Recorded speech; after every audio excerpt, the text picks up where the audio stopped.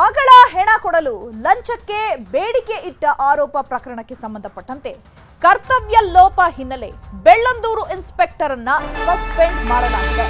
Inspector Ramesh ರೊಟ್ಟಿ ಅಮಾನತು ಮಾಡಿ ಕಮಿಷನರ್ ಈಗ ಆದೇಶಿಸಿದ್ದಾರೆ. ಯಾಕಂದ್ರೆ ಇದೇ ವಿಚಾರಕ್ಕೆ ಸಂಬಂಧಪಟ್ಟಂತೆ ಮಗಳ ಶವವನ್ನ ಕೊಡೋದಕ್ಕೂ ಕೂಡ ಲಂಚ ಕೇಳಿದ್ದಾರೆ. ಜೊತೆಗೆ ಆಂಬ್ಯುಲೆನ್ಸ್ ಚಾಲಕ ಕೂಡ ಲಂಚ ಕೇಳಿದ್ದಾನೆ, ಇನ್ಸ್ಪೆಕ್ಟರ್ ಕೂಡ ಲಂಚ ಕೇಳಿದ್ದಾರೆ ಅಂತ ಹೇಳಿ ವ್ಯಕ್ತಿ ಎಕ್ಸ್ ನಲ್ಲಿ ಪೋಸ್ಟ್ ಮಾಡಿದ್ರು. ಆ ಒಂದು ವಿಚಾರ ದೊಡ್ಡ ಮಟ್ಟದಲ್ಲಿ ಸುದ್ದಿ ಆಯಿತು. ಅದಾದ ಬಳಿಕ ಸಬ್ ಇನ್ಸ್ಪೆಕ್ಟರ್ ಹಾಗೆ ಸಿಬ್ಬಂದಿಯನ್ನ ಅಮಾನತು ಮಾಡಲಾಗಿತ್ತು. ಆದ್ರೆ ಇನ್ಸ್ಪೆಕ್ಟರ್ ಲಂಚವನ್ನ ಇಸ್ಕೊಂಡಿದ್ದಾರೆ ಅಂತ ಸ್ವತಃ ಆ ವ್ಯಕ್ತಿಯೇ ಹೇಳಿದ್ರು ಕೂಡ ಇನ್ಸ್ಪೆಕ್ಟರ್ ಅನ್ನ ಅಮಾನತು ಮಾಡಿರಲಿಲ್ಲ.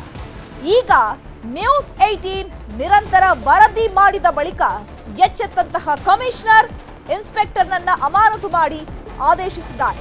ವೈಟ್ ಫೀಲ್ಡ್ ಡಿಸಿಪಿ ಪರಶುರಾಮ್ ವರದಿ ಆಧರಿಸಿ ಕ್ರಮವನ್ನ ಕೈಗೊಂಡಿದ್ದಾರೆ. ಬೆಂಗಳೂರು ಕಮಿಷನರ್ ಸೀಮಂತ್ ಕುಮಾರ್ ಸಿಂಗ್ ಆದೇಶಿಸಿದ್ದಾರೆ. ಬಿಪಿಸಿಎಲ್ ನಿವೃತ್ತ ಅಧಿಕಾರಿ ಶಿವಕುಮಾರ್ ಆರೋಪದ ಬಳಿಕ ತನಿಖೆಯನ್ನ ಮಾಡಲಾಗಿತ್ತು. ಈ ಮೊದಲು ಸಬ್ ಇನ್ಸ್ಪೆಕ್ಟರ್ ಸಿಬ್ಬಂದಿಯನ್ನ ಸಸ್ಪೆಂಡ್ ಮಾಡಲಾಗಿತ್ತು. ಇನ್ಸ್ಪೆಕ್ಟರ್ ವಿರುದ್ಧ ಕ್ರಮ ಆಗದ ಬಗ್ಗೆ ನ್ಯೂಸ್ 18 ವರದಿಯನ್ನ ಬಿತ್ತರಿಸಿತ್ತು. ನ್ಯೂಸ್ 18 ನಿರಂತರ ವರದಿ ಬಳಿಕ ತನಿಖೆಗೆ ಕಮಿಷನರ್ ಈಗ ಆದೇಶಿಸಿದ್ದಾರೆ. ಇದೀಗ ಇನ್ಸ್ಪೆಕ್ಟರ್ ಅಮಾನತು ಮಾಡಿ ಆದೇಶ ಸಹ ನೀಡಿದ್ದಾರೆ. ಯಾಕಂದ್ರೆ ಇಲ್ಲಿ ವೈಟ್ ಫೀಲ್ಡ್ ಇನ್ಸ್ಪೆಕ್ಟರ್ ಮೊದಲು ಲಂಚಕ್ಕೆ ಬೇಡಿಕೆಯನ್ನ ಇಟ್ಟಿದ್ದಾರೆ. ಅದಾದ ಬಳಿಕ ಮಗಳ ಪೋಸ್ಟ್ ಮಾರ್ಟಮ್ಗೂ ಕೂಡ ಲಂಚಕ್ಕೆ ಬೇಡಿಕೆ ಇಟ್ಟಿದ್ದಾರೆ.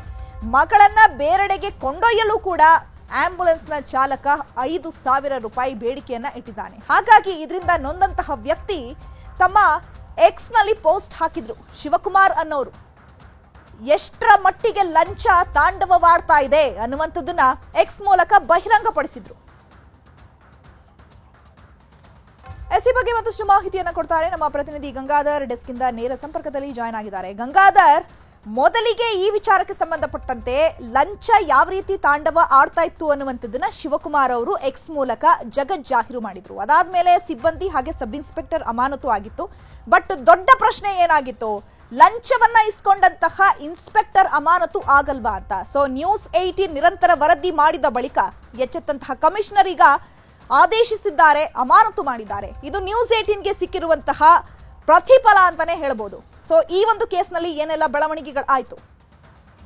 ಖಂಡಿತವಾಗಿಯೂ ಚಿತ್ರ ಅಂದ್ರೆ ಸೆಪ್ಟೆಂಬರ್ 18ನೇ ತಾರೀಕು ಅಕ್ಷಯ್ ಅಂತೇಳಿ ಕಸೂನಹಳ್ಳಿ ಬಳಿ ಆಕೆ ಬ್ಲಡ್ ಬ್ರೀಡ್ ಆಗಿ ಆಕೆ ಮೃತಪಟ್ಟುವಂಥದ್ದು ಇವತ್ತೇ. ಆ ಸಂದರ್ಭದಲ್ಲಿ ಮುಂಬೈನಿಂದ ತಂದೆ ತಾಯಿ ಇಬ್ರು ಕೂಡ, ಅದರಲ್ಲಿ ಬಿಪಿಸಿಎಲ್ ನ ನಿವೃತ್ತ ಅಧಿಕಾರಿಯಾಗಿರುವಂತಹ ಶಿವಕುಮಾರ್ ಮತ್ತೆ ಅವರ ಪತ್ನಿ ಇಬ್ರು ಕೂಡ ಬಂದ ಸಂದರ್ಭದಲ್ಲಿ ಆ ಮಗಳ ಮೃತದೇಹವನ್ನ ಶಿಫ್ಟ್ ಮಾಡುವಂತ ನಿಟ್ಟಿನಲ್ಲಿ ಅಲ್ಲಿ ಲಂಚಕ್ಕೆ ಬೇಡಿಕೆ ಇಡುವಂತ ಒಂದು ಪ್ರೊಸೀಜರ್ ಏನ್ ಮಾಡಿರ್ತಾರೆ, ಅದರಿಂದ ಬೇಸರಗೊಳ್ಳುವಂಥದ್ದು. ಮಗಳ ಕಣ್ಣುಗಳನ್ನು ಕೂಡ ದಾನ ಮಾಡ್ತಾರೆ. ಆ ಸಂದರ್ಭದಲ್ಲಿ ಆಂಬ್ಯುಲೆನ್ಸ್ಗೆ ದುಡ್ಡನ್ನ ತೆಗೆದುಕೊಳ್ಳುವಂತದ್ದಾಗಿರ್ಬೋದು, ಮತ್ತೆ UDR ರಿಪೋರ್ಟ್ ಅನ್ನ ಮಾಡ್ಕೊಳ್ಳುವಂತದಕ್ಕೆ ಹಣ ಕೇಳುವಂತದ್ದಾಗಿರ್ಬೋದು, ಮತ್ತೆ ಆಂಬ್ಯುಲೆನ್ಸ್ ನಲ್ಲಿ ಕಸೂನಹಳ್ಳಿಯಿಂದ ಕೋರಮಂಗಲದ ಒಂದು ಮಾರ್ಚರಿಗೆ ಶಿಫ್ಟ್ ಮಾಡುವಂತ ಪ್ರೊಸೀಜರ್ ಏನಿದೆ ಆ ಸಂದರ್ಭದಲ್ಲಿ ಮತ್ತೆ ಪೊಲೀಸ್ ಠಾಣೆಗೆ ಹೋದಂತ ಸಂದರ್ಭದಲ್ಲಿ ವರ್ತನೆ ಮಾಡುವಂತ ರೀತಿ ಏನಿದೆ, ಇದ್ರ ಬಗ್ಗೆ ಲಿಂಕ್ಡ್ ಒಂದು ಆಪ್ ಅಲ್ಲಿ ಕೂಡ ಅದ್ರ ಬಗ್ಗೆ ಪೋಸ್ಟ್ ಅನ್ನ ಶಿವಕುಮಾರ್ ಅವರು ಮಾಡಿರ್ತಾರೆ. ಈ ಬಗ್ಗೆ ಸಾಕಷ್ಟು ಚರ್ಚೆ ಆಗುತ್ತೆ. ಅದರಲ್ಲಿ ವಿಪಕ್ಷ ನಾಯಕ ಆರೋಶಕ್ ಆಗಿರ್ಬೋದು, ಮತ್ತೆ ನಿಖಿಲ್ ಕುಮಾರಸ್ವಾಮಿ ಆಗಿರ್ಬೋದು, ಎಲ್ಲರೂ ಕೂಡ ಈ ಬಗ್ಗೆ ಪೊಲೀಸರ ಒಂದು ಲಂಚದ ವಿಚಾರವಾಗಿ ಸಾಕಷ್ಟು ಗಂಭೀರವಾದಂತಹ ಆರೋಪಗಳನ್ನ ಮಾಡ್ತಾರೆ. ಯಾಕಂದ್ರೆ ಮಾನವೀಯತೆ ಅಂದ್ರೆ ಸಾವಿನ ಸಂದರ್ಭದಲ್ಲಿ ಪೊಲೀಸರು ಮಾನವೀಯತೆಯನ್ನ ತೋರಿಸಬೇಕಾಗುತ್ತೆ. ಆದ್ರೆ ಇಂತಹ ಒಂದು ಸಂದರ್ಭಗಳಲ್ಲಿ ನಿಕೃಷ್ಟವಾಗಿ ಆ ಸಂದರ್ಭವನ್ನೇ ಒಂದು ಬಂಡವಾಳ ಮಾಡಿಕೊಂಡು ಹಣ ಪೀಕುವಂತ ಕೆಲಸ ಏನಿದೆ, ಇದಕ್ಕೂ ಕೂಡ ಅವ್ರ ಮೇಲೆ ಕ್ರಮ ಆಗಬೇಕು ಅಂತೇಳಿ ಸಾಕಷ್ಟು ಒಂದು ಅಸಮಾಧಾನ ವ್ಯಕ್ತವಾಗಿತ್ತು. ಆದ್ರೆ ಲಿಂಕ್ಡ್ ಆಪ್ ಗಳಲ್ಲಿ ಅವರು ಏನು ಪೋಸ್ಟ್ ಮಾಡಿದ್ರು ಅದನ್ನ ಡಿಲೀಟ್ ಮಾಡಿದ್ರು. ಆದ್ರೆ ಈ ಬಗ್ಗೆ ಕಮಿಷನರ್ ಸೀಮಂತ್ ಕುಮಾರ್ ಸಿಂಗ್ ಅವರು ಈ ಒಂದು ತನಿಖೆಗೆ ಆದೇಶವನ್ನ ಕೊಟ್ಟಿದ್ರು. ವೈಟ್ ಫೀಲ್ಡ್ ವಿಭಾಗದ ಡಿಸಿಪಿ ಆಗಿರುವಂತಹ ಪರಶುರಾಮ್ ಅವರು ಕೂಡ ಅದ್ರ ಬಗ್ಗೆ ತನಿಖೆಯನ್ನ ಮಾಡಿದ್ರು. ಆ ಸಂದರ್ಭದಲ್ಲಿ ಅವರು ಏನು ಅದ್ರ ಬಗ್ಗೆ ಎಸಿಪಿ ಆಗಿರುವಂತಹ ಬಾಲಕೃಷ್ಣ ಅವರು ಕೂಡ ಅದ್ರ ಬಗ್ಗೆ ತನಿಖೆಯನ್ನ ಮಾಡಿದ್ರು. ಆ ಸಂದರ್ಭದಲ್ಲಿ ಏನು ಆ ಶಿವಕುಮಾರ್ ಏನು ಆರೋಪ ಮಾಡಿದ್ರು ಅವರ ಸ್ಟೇಟ್ಮೆಂಟ್ ಅನ್ನ ಕೂಡ ಪಡ್ಕೊಂಡು ರಿಪೋರ್ಟ್ ಅನ್ನ ರೆಡಿ ಮಾಡಿ ಕಮಿಷನರ್ಗೆ ಕೊಟ್ಟಿದ್ರು.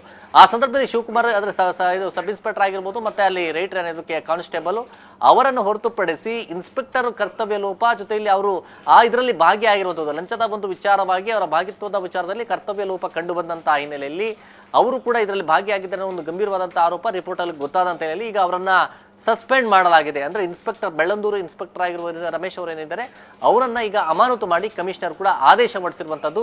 ಯಾಕಂದ್ರೆ ಈ ಒಂದು ಪೋಸ್ಟ್ ಬಂದಂತಹ ಸಂದರ್ಭದಲ್ಲಿ ಕೂಡ ನ್ಯೂಸ್ 18 ಕನ್ನಡ ವರದಿ ಮಾಡಿತ್ತು, ಪೊಲೀಸರು ಇಷ್ಟೊಂದು ನಿಕೃಷ್ಟವಾಗಿ ಅವರು ವರ್ತನೆ ಮಾಡುವಂತದ್ದು ಇಷ್ಟು ಮಾತ್ರ ಜನಸ್ನೇಹಿ ಆಗಿರಬೇಕು, ಮಾನವೀಯತೆಯನ್ನ ಈ ಸಂದರ್ಭದಲ್ಲಿ ಸಾವಿನ ಸಂದರ್ಭದಲ್ಲಿ ತೋರಿಸುವಂತಹ ಪ್ರೊಸೀಜರ್ ಏನೈತೆ ಜನಸ್ನೇಹಿಯಾಗಿ ವರ್ತನೆ ಮಾಡುವಂತ ಕೆಲಸವನ್ನ ಮಾಡಬೇಕು ಅಂತೇಳಿ ಡಿಜಿ ಅವರು ಕೂಡ ಆರ್ಡರ್ ಮಾಡಿದ್ರು.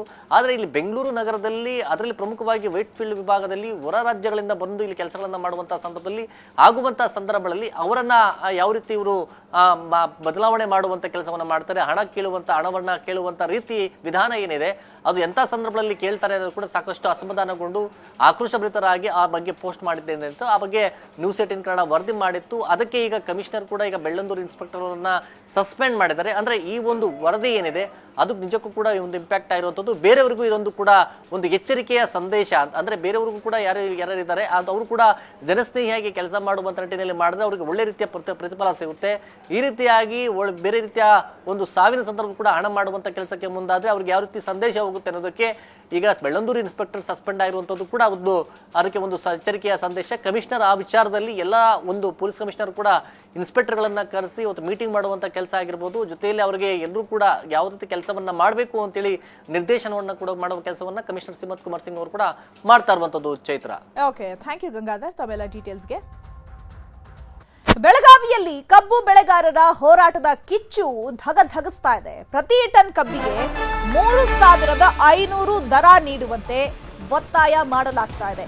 ಗುರ್ಲಾಪುರ ಕ್ರಾಸ್ನಲ್ಲಿ ಇವತ್ತು 6ನೇ ದಿನದ ಹೋರಾಟವನ್ನ ನಡೆಸಲಾಗ್ತಾ ಇದೆ. ಯಾಕಂದ್ರೆ ಬೆಳಗಾವಿಯಲ್ಲಿ ಕಳೆದ 5 ದಿನಗಳಿಂದಲೂ ಕೂಡ ರೈತರು ಹೋರಾಟವನ್ನ ಮಾಡ್ತಾ ಇದ್ದಾರೆ. ನಮಗೆ ಬೆಂಬಲ ಬೆಲೆಯನ್ನ ಕೊಡಬೇಕು, ನಮ್ಮ ಬೆಳೆಗೆ ಕರೆಕ್ಟ್ ಆಗಿ ನೀವು ಏನ್ ಹಣವನ್ನ ನಿಗದಿ ಮಾಡಿದ್ರಲ್ಲ ಆ ಹಣವನ್ನೇ ಕೊಡಬೇಕು ಅಂತ ಹೇಳಿ ಅವರು ಹೋರಾಟವನ್ನ ನಡೆಸ್ತಾ ಇದ್ದಾರೆ.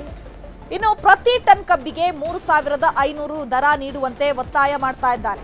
ಇವತ್ತು ಗುರ್ಲಾಪುರ ಕ್ರಾಸ್ನಲ್ಲಿ 6ನೇ ದಿನದ ಹೋರಾಟ ನಡೀತಾ ಇದೆ. ರೈತರ ಹೋರಾಟದಲ್ಲಿ ಬಿಜೆಪಿ ರಾಜ್ಯಾಧ್ಯಕ್ಷ ಬಿವೈ ವಿಜಯೇಂದ್ರ ಭಾಗಿಯಾಗಿದ್ದಾರೆ.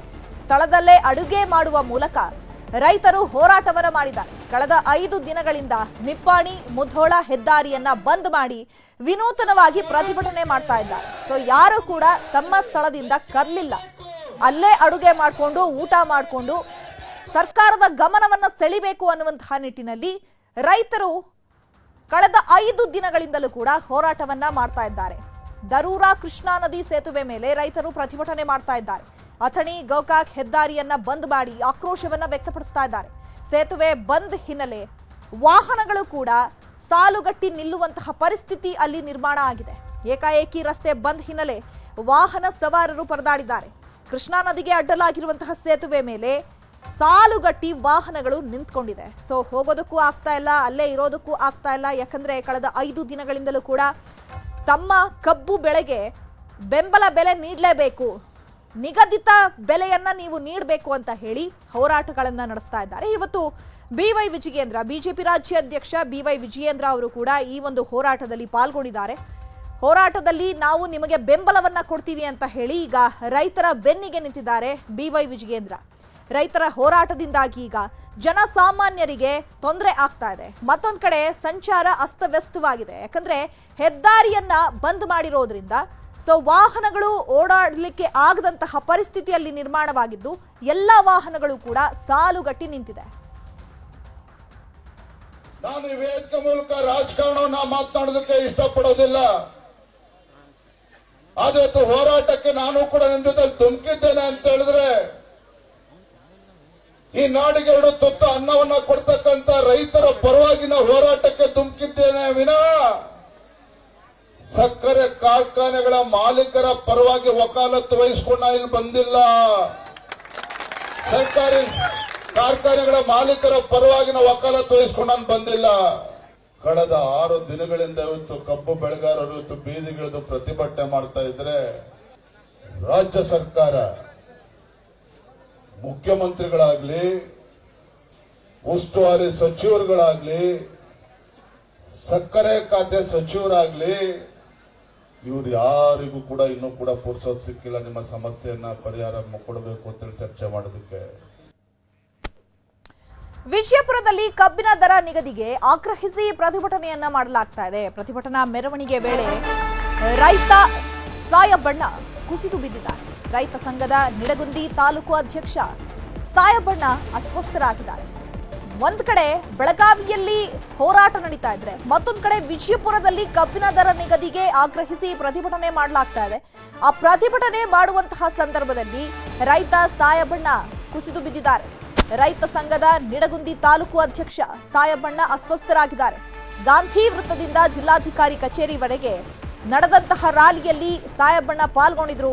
ಅಂಬೇಡ್ಕರ್ ವೃತ್ತದ ಬಳಿ ಅಸ್ವಸ್ಥರಾಗಿದ್ದಾರೆ. ರೈತರಿಗೆ ಆಸ್ಪತ್ರೆಯಲ್ಲಿ ಚಿಕಿತ್ಸೆ ನೀಡಲಾಗ್ತಾ ಇದ್ದು, ಈಗ ಟನ್ ಕಬ್ಬಿಗೆ 3,500 ದರ ನೀಡುವಂತೆ ರೈತರು ಆಗ್ರಹಿಸಿ ಪ್ರತಿಭಟನೆಯನ್ನ ಮಾಡ್ತಾ ಇದ್ದಾರೆ.